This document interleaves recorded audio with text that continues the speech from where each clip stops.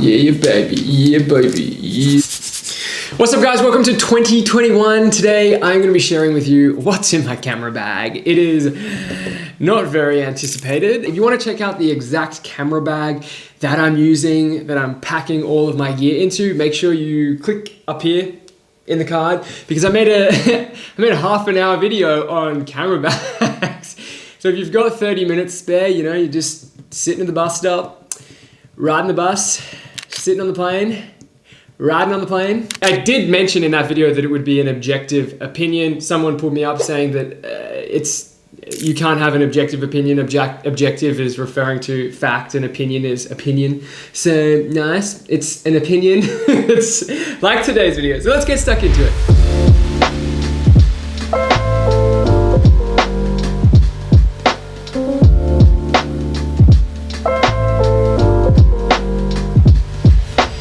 2021, the camera body that I'm still using and the camera body that I really enjoy using is the Sony A7 III.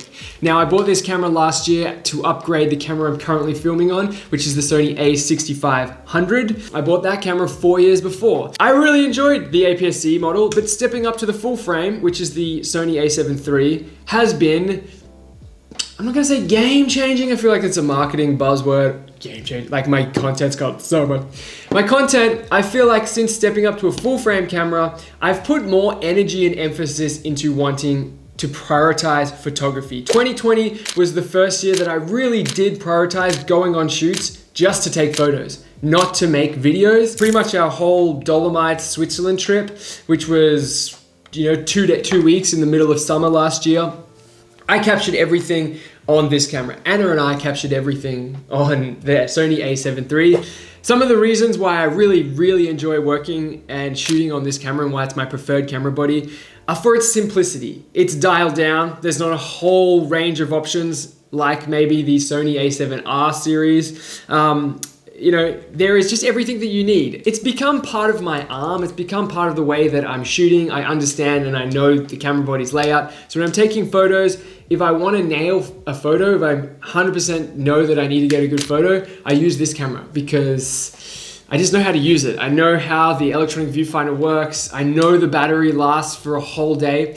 Also, these batteries, the new batteries in this camera are very good.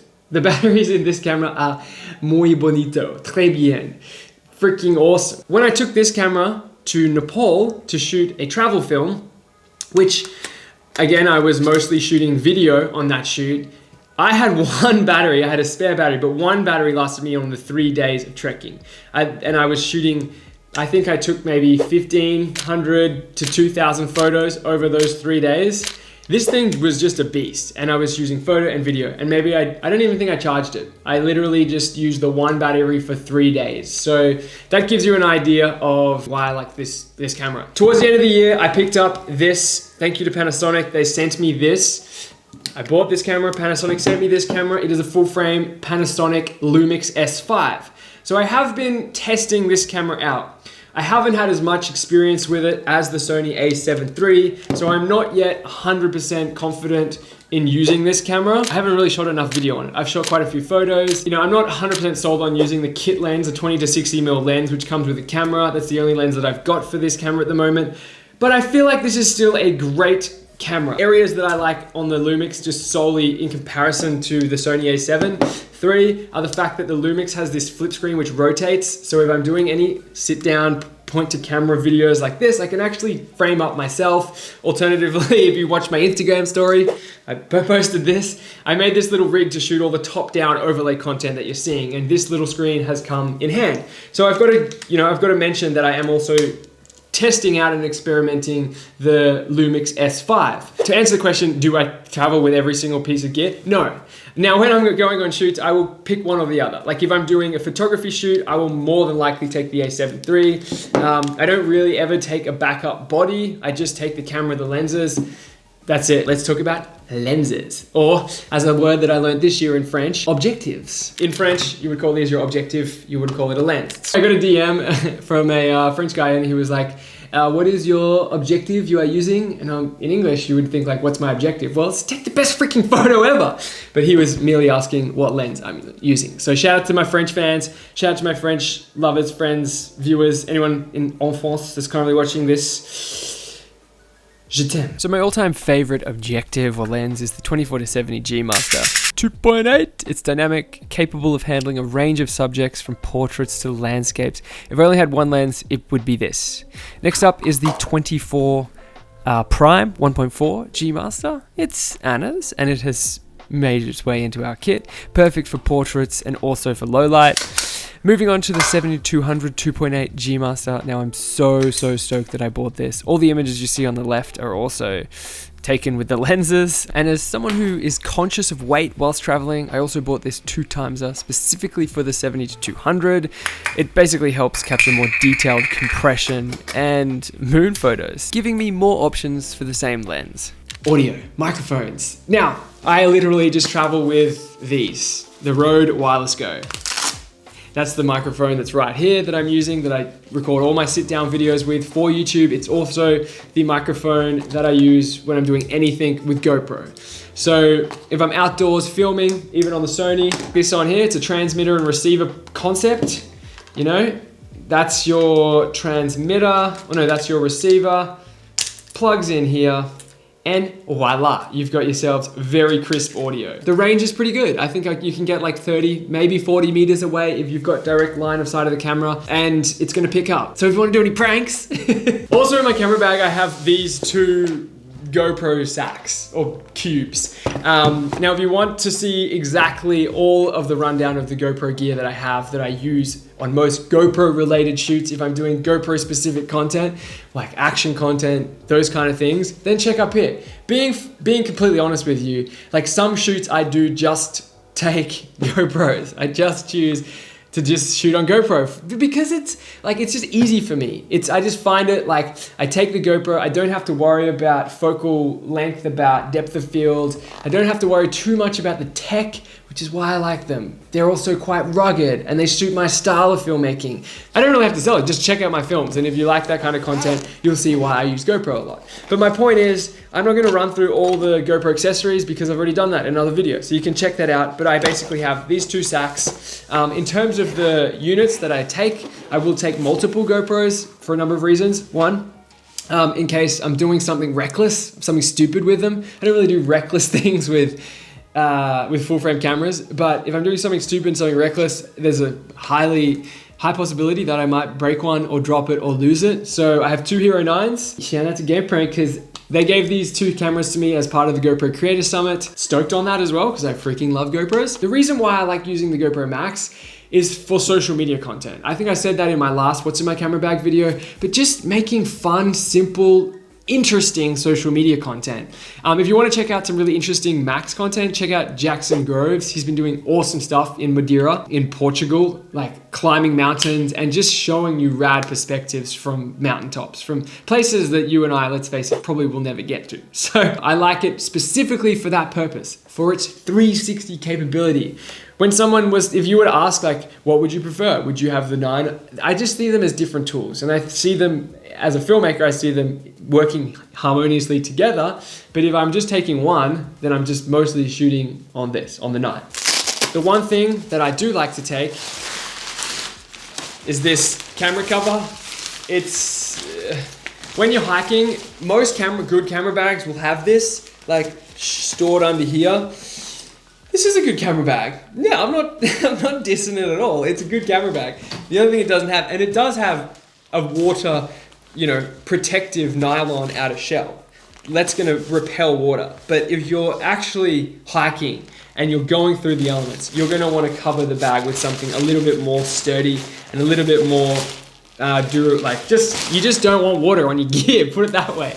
No one wants a wet camera. So that's that. I take that as well. Having little compartments within compartments is also my jam. When I'm packing my bag, I just like to make sure that I know where things are. So I stick my drone in here. I've got 2 spare batteries. I got the Fly More combo. I would also recommend if you are getting into drones that you do get more than 1 battery, because you get that thing up and you'll get it up and then you'll be like, time to come home, game over, gotta charge the battery. So if you're new to drones, you know, I would recommend that. For a beginner drone, if you're looking into drones, I probably wouldn't dive straight into this one, the Mavic 2 Pro. I would look at like the Mavic Air or the Mavic Mini. Those drones, I think they operate the same. They teach you how to fly the same. Like you'll learn pretty much the same technology. You just won't be, if anything happened to it, you won't be losing 3 times the price, you know? And there is I think drones are probably the one piece of kit that you're most likely gonna lose or break or damage. Let's be honest. The first drone that I got, I flew into a tree 3 times. I broke the propeller, I snapped the outer case. It went through hell. And yes, it was an awesome drone. It was the Phantom 4. But yeah, I would consider if you're a beginner, maybe looking at that entry-level market, the Air, and then maybe jumping up something like this. Now the reason why I prefer to have the Pro over the Zoom, I think it's called, is because I want to have that bigger sensor. Spoiler, I think DJI are gonna bring out number 3. For those of you that know about drone chat, drone talk, you're really into drones, let me know when the next one's coming out. This, however, serves all of my needs. It's freaking awesome.